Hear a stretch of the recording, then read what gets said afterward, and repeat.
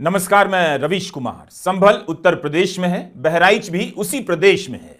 अक्टूबर में बहराइच, नवंबर में संभल, दिसंबर, जनवरी, फरवरी, मार्च का पता नहीं किस जिले में इस तरह की घटना दोहरा दी जाए। कई बार लगता है कि उत्तर प्रदेश को लंबे समय के लिए सांप्रदायिक माहौल में झोंकने के लिए तैयार किया जा रहा है। अब तय उत्तर प्रदेश को करना है, इसी चक्र में रहना है या निकलना है। इस तरह की घटनाएं उत्तर प्रदेश के बारे में क्या कह रही हैं? क्या यूपी कभी इस पर सोचता है? हमारे सामने भी कम चुनौती नहीं है। हर घटना मन पर गहरा बोझ डालती है। अब कैसे कवर करें, कौन सी नई बात कहें कि लोगों को बात समझ में आ जाए। हिंसा किसी के फायदे में नहीं। हम कितनी लाशों को दिखाएं, कितनों को गिन दें, कितनों के नाम बताएं और घायलों की गिनती बताते रहें। कभी मुजफ्फरनगर, कभी बरेली, कभी संभल, कभी अलीगढ़। इस तरह की घटनाएं और कितनी बार दोहराई जाएंगी समझ नहीं आता है। किसी भी घटना की रिपोर्टिंग या उस पर बनाया गया हमारा ही वीडियो अब अलग नहीं लगता है। लगातार एक वर्ग को अधिकार विहीन किया जा रहा है। सांप्रदायिक नारों और दावों से उनकी ऐसी घेराबंदी कर दी गई है कि किसी तरह तनाव पैदा हो ही जाए, और उसके बाद भी तनाव अगर पैदा नहीं होता है तब फिर कुछ ऐसा कर दिया जाता है कि हो ही जाता है। अखबारों की रिपोर्टिंग की भाषा डरावनी होती जा रही है। वह एक पक्ष को हमलावर लिखने लग जाता है, एक पक्ष का हौसला बढ़ाने लग जाता है। अखबार भी धर्म की रक्षा के नाम पर राजनीति के इस लंबे प्रोजेक्ट में शामिल हो चुके हैं। वैसे भी जब दिल्ली के बड़े बड़े संपादक, बड़े बड़े चैनलों के मालिक, अखबारों के मालिक झुक गए और मीडिया को गोदी मीडिया बना दिया, तो जिले का पत्रकार कितना सामना कर सकता है? आखिर जब संभल में पहली बार सर्वे शांतिपूर्ण तरीके से हो गया तो दूसरी बार सर्वे कराने के आदेश दिए गए, तब हिंसा क्यों भड़की? क्यों दोबारा सर्वे के आदेश दिए गए? क्या सुप्रीम कोर्ट को नहीं देखना चाहिए कि जिस दिन याचिका दायर हुई उसी दिन आदेश क्यों हुआ? कई लोग इसे लेकर सवाल उठा रहे हैं। मीडिया रिपोर्ट के अनुसार 19 नवंबर 2024 को स्थानीय कोर्ट में एक याचिका दायर होती है। लिखा जाता है कि 1526 में मंदिर ढहाकर यहां मस्जिद खड़ी की गई। 8 लोगों ने याचिका दायर की और इसमें ज्ञानवापी मामले में वकील हरिशंकर जैन भी शामिल थे। दावा किया गया कि कल्कि भगवान के सदियों पुराने श्री हरिहर मंदिर का जबरन इस्तेमाल किया जा रहा है और यह ऐतिहासिक तथ्य है। इस तरह की बातें कही गई हैं कि कलयुग में कल्कि भगवान यहीं अवतरित होने वाले, यहीं। याचिका में यह भी मांग की गई कि याचिकाकर्ताओं को मस्जिद के अंदर प्रवेश करने की अनुमति मिले। चंदौसी की जामा मस्जिद एएसआई की संरक्षित इमारतों की सूची में है। याचिकाकर्ताओं ने एएसआई पर भी आरोप लगाया कि उसके पास इमारत का नियंत्रण नहीं। इस याचिका के दर्ज होने के कुछ ही घंटों के भीतर चंदौसी में सीनियर डिवीजन के सिविल जज आदित्य सिंह ने आदेश जारी कर दिया, एक एडवोकेट जनरल की नियुक्ति कर दी और उन्हें मस्जिद में शुरुआती सर्वे करने के लिए कह दिया गया। संभल का जो मामला आपने बताया, पूरा प्रकरण उठा के देखिए कैसे हुआ। मथुरा में सर्वे हुआ, कोई हिंसा नहीं हुई। काशी में सर्वे हुआ, कोई हिंसा नहीं हुई। यह सरकार प्रायोजित हिंसा है, यह साजिश के तहत कराई गई हिंसा है। एक ही घंटे में निर्णय आ जाता है बगैर दूसरे पक्ष को सुने, और एक ही घंटे में सर्वे शुरू हो जाता है। ऐसा किसी आम आदमी के विषय में न्यायालय की कार्रवाई और प्रशासन की कार्रवाई आपने देखी है? तो यह सरकार प्रायोजित हिंसा है। याचिका जिस दिन दायर हुई उसी दिन आदेश आता है, उसी दिन सर्वे शुरू हो जाता है। सर्वे शांतिपूर्ण तरीके से हो भी गया था। हिंसा तब भड़की जब 24 नवंबर को दोबारा सर्वे शुरू हुआ। वीडियो है कि सर्वे की टीम के पीछे पीछे धार्मिक नारे लगाते हुए लोग चल रहे हैं, उन्हें कोई नहीं रोक रहा है। उनके हौसले को देखकर लग रहा है इनका इरादा क्या था। ये कौन लोग थे? क्या ये भी सर्वे की टीम का हिस्सा थे? क्या इनकी कभी जिम्मेदारी या भूमिका तय हो पाएगी? क्या ये लोग भड़काने के आरोपी नहीं हो सकते हैं? लगता है बीजेपी का पेट अभी मणिपुर से भरा नहीं है और इसीलिए बीजेपी ने पूरे देश को मणिपुर बनाने की ठान ली है। उत्तर प्रदेश के संभल में हुआ विवाद और उसके बाद की हिंसा में 4 लोगों की मौत योगी आदित्यनाथ की सरकार, उनके प्रशासन, उनकी पुलिस की ही कामयाबी नहीं है, बल्कि मुसलमानों के खिलाफ उनकी नफरत का सीधा सीधा नतीजा है। जिस तरीके से खाकी वर्दी पहनने वाले चिल्ला चिल्ला कर कह रहे हैं गोली चला बे, जिस तरीके से सर्वे करने वालों के साथ नारेबाजी करते हुए एक भीड़ चल रही है, ये सारी बातें इस ओर इशारा करती हैं कि षड्यंत्र के तहत पूरा मामला रचा गया है। एक पैटर्न है और ये एक सेट पैटर्न है, जहां सुर्खियां बटोरने के लिए, टीवी पर आने के लिए कुछ लोग लोअर कोर्ट में अपील डालेंगे, फिर ऑर्डर आ जाएगा, मस्जिदें खोदी जाएंगी, बवाल होगा और बीजेपी अपनी राजनीतिक रोटियां सेकेगी। लेकिन जिन लोगों की जान जाएगी उसका जिम्मेदार कौन है? याचिका दायर होने के तुरंत बाद सर्वे का आदेश जारी होता है। संभल में तनाव का माहौल बन जाता है। इसे लेकर कई लोग सवाल उठा रहे हैं। यह देखने का काम हाईकोर्ट और सुप्रीम कोर्ट का है। मीडिया में सर्वे का आदेश देने वाले जज की टिप्पणी छपी है कि यदि प्रश्नाधीन स्थल के बारे में अदालत के समक्ष रिपोर्ट प्रस्तुत की जाती है तो अदालत को मुकदमे का फैसला सुनाने में मदद मिलेगी।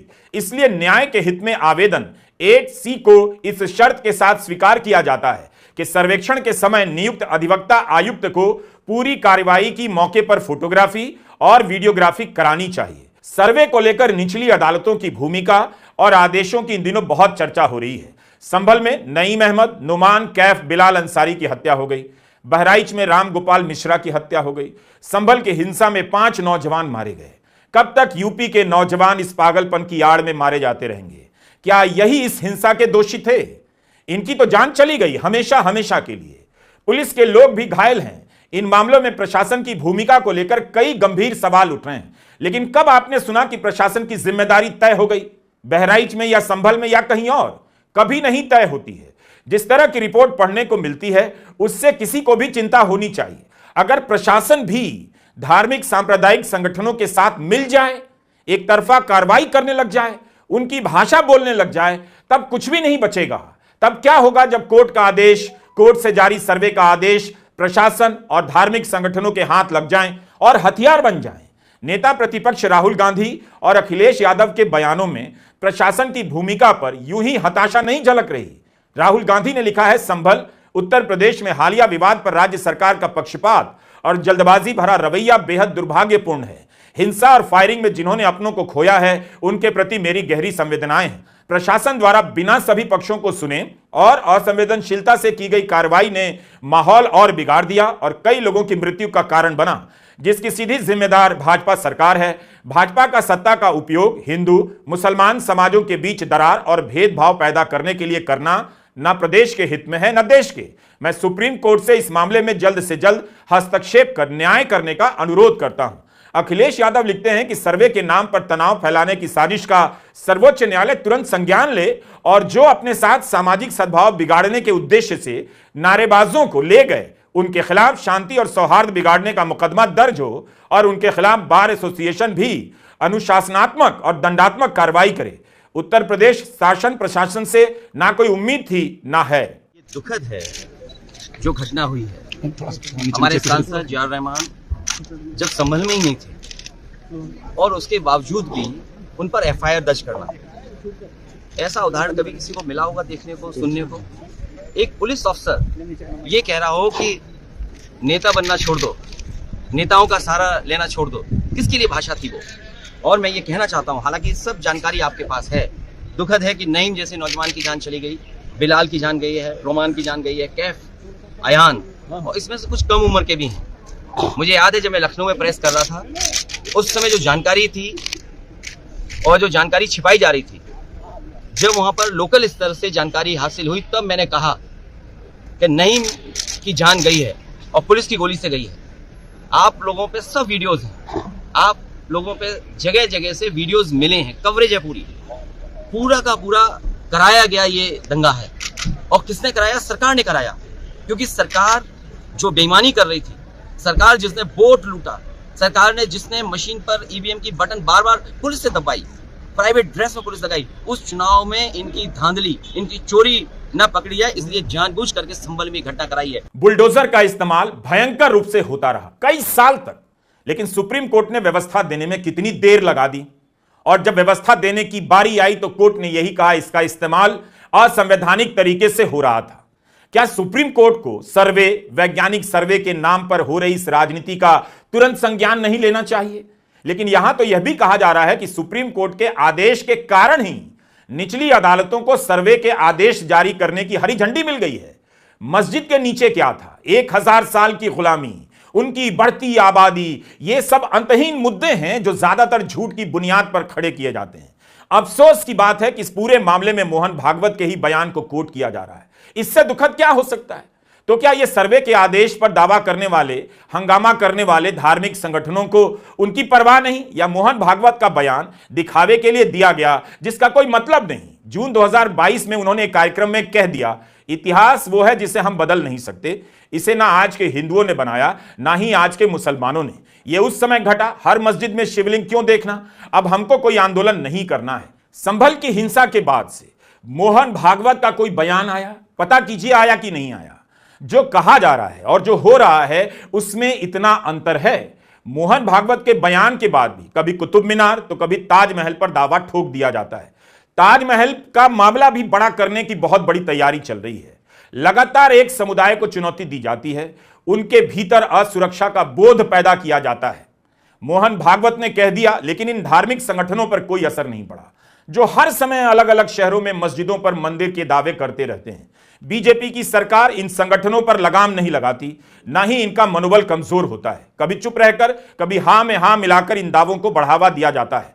मोहन भागवत के बयान के बाद भी आरएसएस का ही स्टैंड इन मुद्दों पर स्पष्ट नहीं है। मोहन भागवत को यह बात क्यों कहनी पड़ रही है, जबकि 1991 का उपासना स्थल कानून साफ साफ नए और पुराने दावों को रद्द करता है। आखिर कितनी मस्जिदों के नीचे क्या है, इसके दावे कब तक होते रहेंगे, सर्वे कब तक होते रहेंगे। उन्हीं जिलों में, यूपी के उन्हीं जिलों में कॉलेजों में कितने टीचर हैं, कितने पढ़ाने लायक टीचर हैं, अस्पतालों में कितने डॉक्टर हैं, इसे लेकर सर्वे की मांग कोई नहीं करता। हमने कितने वीडियो में कहा कि अस्पताल हिंदी प्रदेशों में घटिया हैं, बिना इलाज के लोग सड़कों पर और अस्पताल के भीतर मर जाते हैं, स्कूल कॉलेज खराब हैं, ट्यूशन कोचिंग के लिए मजबूर किए जा रहे हैं मां बाप। 15-15 साल स्कूल कॉलेज में बिताकर 2 लाइन पढ़ना नहीं आ रहा है। इस पर जोरदार बहस नहीं होती, लेकिन मस्जिद के नीचे पहले क्या था, सिर्फ एक सवाल से लोगों की आंखों में चमक पैदा की जा रही है। उत्तर प्रदेश की सरकार बराबर चाहती है कि उत्तर प्रदेश बर्बाद रहे, वहां हिंसा हो, दंगे हो, फसाद हो, नफरत की भाषा हो, बुलडोजर हो, जिससे यूपी बर्बाद हो। क्यों नहीं जाता अमित शाह का बेटा ऐसे मामलों में? वो तो हजारों करोड़ रुपए का धंधा कर रहा है और हमारे नौजवानों को लगा रखा है धर्म के नाम पे जाओ झगड़ा करो। इसमें कौन बर्बाद हो रहा है? क्या किसी बीजेपी के नेता का लड़का बर्बाद हो रहा है? उत्तर प्रदेश का वो नौजवान जो बेरोजगार है, जिसके हाथ में काम नहीं है, उसके दिमाग में आपने धार्मिक उन्माद पैदा कर रखा है। अभी अडानी का भ्रष्टाचार का मामला चल रहा है, दंगा फसाद करा दिया, चलो उस पर लग जाओ। 100 साल से यह सब चल रहा है। मस्जिद के सामने से निकलने वाली शोभा यात्रा का इतिहास अगर 100 साल से चला आ रहा है, तो सर्वे के नाम पर मस्जिदों पर दावा करने का इतिहास भी उतना ही पुराना है। सर्वे सांप्रदायिकता का नया राजनीतिक और अदालती हथियार है। आप हिंदी अखबारों को निकालकर पढ़िए तो ध्यान से। जब सर्वे का आदेश होता है, तब उन जिलों का माहौल कैसा हो जाता है, कैसी कैसी खबरें छपती हैं। दिन रात इसी की चर्चा होने लग जाती है, पहले मंदिर था अब मस्जिद है। इस राजनीति से किसी गरीब का, किसी मिडिल क्लास का घर अच्छा हो गया क्या? जिनके पास पैसे हैं या लोन ले सकते हैं, वो अपने बच्चों को यहां से अमेरिका भगाने में लगे हैं। अमेरिकी कॉलेजों में भारतीय छात्रों की बाढ़ आ गई है। ये बच्चे क्यों भगाए जा रहे हैं, इसका जवाब खोजकर देखिए तो इन्हीं कारणों में आपको मिलेगा। सुप्रीम कोर्ट की नाक के नीचे बुलडोजर का जुल्म चलता रहा, राजनीति में उसे नारा बना दिया गया, कानून व्यवस्था का प्रतीक बना दिया गया। एक दिन जब बहुत अति हो गया तो कोर्ट को ही कहना पड़ा असंवैधानिक है। इसलिए सर्वे के नाम पर यह जो हो रहा है, उसे असंवैधानिक कहने में अगर असंवैधानिक है तो सुप्रीम कोर्ट को अब देरी नहीं करनी चाहिए। सर्वे के मामले में तुरंत बोलना चाहिए, बल्कि सुप्रीम कोर्ट के कारण सर्वे का इस्तेमाल हो रहा है, यह बात अच्छी नहीं है। चीफ जस्टिस DY चंद्रचूड़ क्यों ट्विटर पर कानून पर लिखने वाले और कानून के जानकार कह रहे हैं, इनकी अध्यक्षता वाली बेंच के एक आदेश के कारण निचली अदालतों को हरी झंडी मिल गई। उसी से प्रेरणा पाकर निचली अदालतों से सर्वे कराने के आदेश पारित हो रहे हैं। लोगों ने यहां तक लिखा है कि संभल में जो हो रहा है वह पूर्व चीफ जस्टिस DY चंद्रचूड़ की विरासत है। हुआ यह कि बनारस के ज्ञानवापी मस्जिद में शिवलिंग होने का दावा किया गया और फिर राजनीति शुरू हो गई। वाराणसी की निचली कोर्ट से वीडियोग्राफी सर्वे के आदेश आए। मस्जिद प्रबंधन समिति इसके खिलाफ सुप्रीम कोर्ट पहुंची। उस समय के पूर्व चीफ जस्टिस NV रमना ने सर्वे के आदेश पर रोक तो नहीं लगाया, लेकिन इसे तब तक के जस्टिस चंद्रचूड़ की बेंच के सामने भेज दिया और वहां इसकी सुनवाई होने लगी। उनके चीफ जस्टिस बनने पर भी सुनवाई जारी रही। सुनवाई के दौरान चीफ जस्टिस DY चंद्रचूड़ ने मस्जिद प्रबंधक समिति से कह दिया, आपके लिए हिंदू पक्ष की मांग बेतुकी हो सकती है, फ्रिवलस हो सकती है, मगर वह उनके लिए आस्था का सवाल हो सकता है। चंद्रचूड़ की यह मौखिक टिप्पणी निचली अदालतों के लिए हरी झंडी बन गई, ऐसा लिखा जा रहा है। अब हमें यहां पर 1991 के उपासना स्थल कानून के बारे में भी समझना होगा। यह कानून कहता है कि भारत में अयोध्या को छोड़कर जो भी उपासना के स्थल हैं, किसी भी धर्म के और धर्म के भीतर किसी भी संप्रदाय के, उनका अब कैरेक्टर नहीं बदला जाएगा। अगर कोई दावा करेगा तो देखा जाएगा कि 15 अगस्त 1947 को उस स्थल का कैरेक्टर क्या था, जो था वही रहेगा, उसी के आधार पर तय होगा। यह कानून इसलिए बनाया गया ताकि हर दूसरी मस्जिद को लेकर या किसी भी उपासना के स्थल को लेकर दावे ना होने लग जाएं और देश नफरत की राजनीति के चक्र में ना फंस जाए।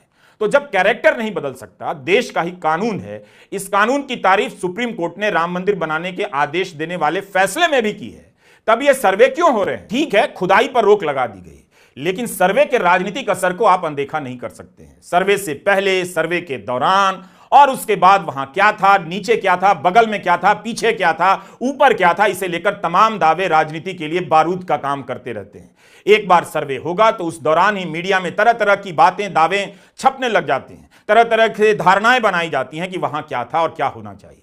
राजनीतिक संगठनों के लिए माहौल बनाने वाले इन धार्मिक संगठनों को यही चाहिए कि बहस किसी तरह चलती रहे, तनाव होता रहे और नौजवान मर जाएं उसकी चपेट में, इससे किसी को परवाह नहीं। अगस्त 2023 में इस सुनवाई के दौरान वरिष्ठ वकील हुजैफा अहमदी ने कहा था कि अगर सर्वे की अनुमति दी गई तो 1991 के उपासना स्थल कानून का उल्लंघन होगा। हुजैफा अहमदी ने कोर्ट के सामने कहा कि यह प्रक्रिया ऐसी है कि आप अतीत के घावों को फिर से खोल रहे हैं। जब आप एक सर्वेक्षण शुरू करते हैं तो आप अतीत के घावों को उजागर कर रहे हैं और यह वही चीज है जिसे पूजा स्थल अधिनियम प्रतिबंधित करना चाहता है। चीफ जस्टिस DY चंद्रचूड़ की बेंच में justice JB Pardiwala, justice Manoj Mishra भी थे। मूल बात सर्वे की अनुमति को लेकर है। कहा गया कि 1991 के कानून के बाद भी 2003 में बाबरी मस्जिद का सर्वे हुआ, लेकिन 1991 के कानून में अयोध्या को अपवाद किया गया था। उसके अलावा देश के सभी धार्मिक स्थलों पर ऐसे दावों और मुकदमों पर रोक लगा दी गई। जब 15 अगस्त 1947 के दिन जैसा भी था उसे नहीं बदला जा सकता, तब फिर इस तरह के सर्वे के क्या मतलब हैं? ऐसे सर्वे के बाद जो तनाव पैदा होता है, नागरिकों का जीवन खतरे में पड़ता है, स्कूल बंद होते हैं, शहर में कर्फ्यू लगता है। सुप्रीम कोर्ट का यह फैसला मई 2022 में आया था। इसमें चीफ जस्टिस DY चंद्रचूड़ ने कहा, सर्वेक्षण या अध्ययन 1991 कानून के प्रावधानों का उल्लंघन नहीं करता। मई 2022 में पहला सर्वेक्षण पूरा हो गया। जुलाई 2023 में वैज्ञानिक सर्वेक्षण भी हो गया। मस्जिद प्रबंधन समिति ने इलाहाबाद हाईकोर्ट में चुनौती दी, सफलता नहीं मिली। इलाहाबाद हाईकोर्ट ने कहा वैज्ञानिक सर्वे दोनों पक्षों के लिए अच्छा है। अगस्त 2023 में चीफ जस्टिस DY चंद्रचूड़ की बेंच ने इलाहाबाद हाईकोर्ट के ऑर्डर पर स्टे लगाने से मना कर दिया। इस बीच एक और मामला सुप्रीम कोर्ट पहुंचता है। सितंबर 2023 में जस्टिस संजय किशन कौल और जस्टिस सुधांशु धूलिया की बेंच के सामने मथुरा का मामला आता है। श्री कृष्ण जन्मभूमि मुक्ति निर्माण ट्रस्ट ने अपनी याचिका में मांग की कि मथुरा की शाही ईदगाह मस्जिद का वैज्ञानिक सर्वे कराया जाए। सुप्रीम कोर्ट ने इनकी याचिका पर विचार करने से इनकार कर दिया, लेकिन कोर्ट ने फैसला लेने का अधिकार इलाहाबाद हाईकोर्ट पर छोड़ दिया। दिसंबर 2023 में इलाहाबाद हाईकोर्ट ने आदेश दिया वैज्ञानिक सर्वे होगा, मगर जनवरी 2024 में सुप्रीम कोर्ट ने आदेश पर रोक लगा दी, जो अभी तक लागू है। अब आप देखिए कैसे 1991 के कानून पर ही तरह तरह से टिप्पणियां हो रही हैं, इसकी कमियों का सहारा लिया जा रहा है, हमले हो रहे हैं। दिसंबर 2023 में इलाहाबाद हाईकोर्ट के जस्टिस रोहित रंजन अग्रवाल की पीठ की टिप्पणी आती है, किसी भी उपासना स्थल के धार्मिक कैरेक्टर का फैसला ट्रायल में तय होगा। 1991 के एक्ट में धार्मिक कैरेक्टर को परिभाषित नहीं किया गया है। कोर्ट ने कहा उपासना का स्थल एक ही समय में मस्जिद नहीं और मंदिर नहीं हो सकता, तो तय करना होगा कि या तो वह मस्जिद है या मंदिर है। इसलिए 15 अगस्त 1947 को ज्ञानवापी के धार्मिक चरित्र का निर्धारण वाराणसी सिविल कोर्ट द्वारा दस्तावेज। क्या यह टिप्पणी सुप्रीम कोर्ट के आदेश से अलग नहीं है? जिस कानून के सहारे इस तरह के विवादों को शांत किया जा रहा है, अब उस कानून को ही विवादित किया जा रहा है। सुप्रीम कोर्ट ने कहा है सर्वे होगा लेकिन कैरेक्टर नहीं बदलेगा। यहां हाईकोर्ट का कहना है किसी भी धार्मिक स्थल का कैरेक्टर कोर्ट में तय होगा। फिर 1991 के उपासना स्थल कानून का क्या मतलब और महत्व रह जाता है? अगर दस्तावेजों को लेकर ट्रायल के दौरान तय होने लगेगा तो न जाने ऐसे कितने ही उपासना स्थलों पर दावे कर दिए जाएंगे और देश में दिन भर यही चलता रहेगा। इसलिए इस बात को लेकर सतर्क होने की जरूरत है कि क्या अब आगे की सांप्रदायिक राजनीति के लिए, उसमें प्रशासन का इस्तेमाल करने के लिए न्यायिक प्रक्रिया का सहारा लिया जा रहा है। सुप्रीम कोर्ट को चाहिए कि उपासना स्थल के बारे में भी तुरंत राय दे। 2019 के अयोध्या जजमेंट में सुप्रीम कोर्ट ने 1991 के एक्ट के बारे में विस्तार से चर्चा की है। कोर्ट ने कहा दो मकसदों को पूरा करने के लिए यह कानून बनाया गया। पहला, किसी भी धार्मिक स्थल के रूपांतरण पर रोक लगा दी गई, यानी अगर वो मस्जिद है तो आप मंदिर नहीं कर सकते, अगर मंदिर है तो मस्जिद नहीं कर सकते। दूसरा, यह साफ कर दिया गया कि 15 अगस्त 1947 को जो भी उस स्थल का कैरेक्टर है अब नहीं बदलेगा। सुप्रीम कोर्ट ने इस कानून की व्याख्या करते हुए लिखा है कि कानून के सेक्शन 3 में किसी भी धर्म के पूजा स्थल को उसी धर्म के किसी दूसरे संप्रदाय या किसी दूसरे धर्म के पूजा स्थल में नहीं बदलने की बात कही गई है। इस संदर्भ में पूजा स्थल या प्लेस ऑफ वर्शिप की सबसे व्यापक परिभाषा दी गई है। यह परिभाषा सभी धर्मों और संप्रदायों के सभी सार्वजनिक स्थलों को शामिल करती है। कोर्ट ने अयोध्या जजमेंट में कहा है कि यह सकारात्मक दायित्व बनता है कि 15 अगस्त 1947 को जो कैरेक्टर था उसे बरकरार रखा जाए। इसलिए 1991 के कानून में कहा गया, इस मकसद को हासिल करने के लिए इस तरह के मुकदमे भी रद्द किए जाते हैं जो पहले से चल रहे थे और अब आगे मुकदमे नहीं होंगे। जब सब कुछ इतना साफ साफ लिखा है तब फिर सर्वे और मस्जिद के नीचे मंदिर के दावे क्यों हो रहे हैं? दैनिक भास्कर में यूपी के मंत्री योगेंद्र उपाध्याय का बयान छपा है। मंत्री जी कह रहे हैं जहां भी कोई विवाद हो रहे हैं वहां पर सर्वे टीम जा रही है और वो अपना काम कर रही है, इससे ऐतराज क्यों किया जाता है? यदि वो लोग सही हैं तो उनको ऐतराज नहीं होना चाहिए, अगर गलत हैं तो छिपाना नहीं चाहिए। जो लोग सरकारी आदेश या न्यायालय के आदेश पर जा रहे हैं उन पर पथराव करने की क्या जरूरत है? बैठकर बात करें। लेकिन सर्वे की टीम के साथ धार्मिक नारे लगाते हुए जो लोग जा रहे हैं वो क्या कर रहे हैं? तो पहले विवाद करो, फिर कोर्ट जाओ, सर्वे का आदेश लाओ, फिर तनाव पैदा हो। जब 1991 के आदेश से किसी स्थल का कैरेक्टर वही रहेगा जो 15 अगस्त 1947 को था, तब इस विवाद का क्या मतलब है? बैठकर बात करने का क्या मतलब है? अयोध्या जजमेंट में सुप्रीम कोर्ट ने उस समय के गृहमंत्री शंकर राव भावराव चौहान को भी कोट किया है। केंद्रीय गृहमंत्री ने कहा कि यह कानून किसी उपासना स्थल को जबरन बदलने से रोकने के लिए बनाया गया है ताकि नए विवाद पैदा ना हो, पुराने विवाद जिंदा नहीं किए जाएं जिन्हें लोग अब भूल चुके हैं। सुप्रीम कोर्ट ने लिखा है कि इस कानून के पीछे एक उद्देश्य है। यह कानून हमारे देश के इतिहास और भविष्य के बारे में है। इतिहास की गलतियों का सुधार लोग कानून को अपने हाथों में लेकर नहीं कर सकते हैं। पूजा स्थल के धार्मिक चरित्र को संरक्षित कर संसद ने स्पष्ट कर दिया कि इतिहास और उसकी गलतियों का इस्तेमाल वर्तमान और आने वाले भविष्य को कुचलने के लिए नहीं किया जा सकता। दिख रहा है कि अब अगली बहस इस कानून को लेकर होने वाली है। दरअसल मुद्दे खोजे जा रहे हैं ताकि टीवी के सामने लोगों को चकित किया जा सके। उनकी हालत खराब है, आर्थिक हालत, उससे उनका ध्यान हटाना है। अयोध्या जजमेंट में सुप्रीम कोर्ट ने विस्तार से 1991 के कानून की सराहना की है। फिर सवाल उठता है, जस्टिस DY चंद्रचूड़ ने चीफ जस्टिस बनने के बाद सर्वे का आदेश देकर अयोध्या जजमेंट में लिखी अपनी ही बात को उलट नहीं दिया। चंद्रचूड़ ने कहा, सर्वेक्षण या अध्ययन करना कानून के तहत इसकी वर्तमान धार्मिक स्थिति को बदलने के बराबर नहीं है। लेकिन संभल से लेकर मथुरा और वाराणसी में सर्वे के आदेश, सर्वे की मांग से क्या अध्ययन हो रहा है? आखिर इन आदेशों के असर में इतिहास नहीं बदल जाएगा, इसकी गारंटी कौन दे सकता है? उससे पहले इन दावों को लेकर जो तनाव पैदा हो रहे हैं, नागरिक मारे जा रहे हैं, उन्हें कौन बचाएगा? आज आप सबके सामने लोग कानून हाथ में लेकर इतिहास की गलतियों को ठीक करने के लिए उतर रहे हैं और प्रशासन को इस खेल में आगे किया जा रहा है। कानून का इस्तेमाल हो रहा है। एक समय था जब इस तरह के सांप्रदायिक झगड़ों के समय लोग कोर्ट की कस्में खाते थे कि वहां साबित होने दीजिए। अब कोर्ट से सर्वे के आदेश लेकर आते हैं, मस्जिदों में सर्वे के नाम पर दावे करते हैं और राजनीतिक लड़ाई होती है। राम मंदिर निर्माण का फैसला आया तब सबने कहा आगे अब शांति रहेगी, लेकिन आपने आसपास सर्वे की राजनीति की तरफ नजर उठाइए, भारत आपको वही मिलेगा जहां बाबरी मस्जिद के खिलाफ शुरू हुई राजनीति के समय खड़ा था। कुछ भी नहीं बदला है। नमस्कार, मैं रवीश कुमार।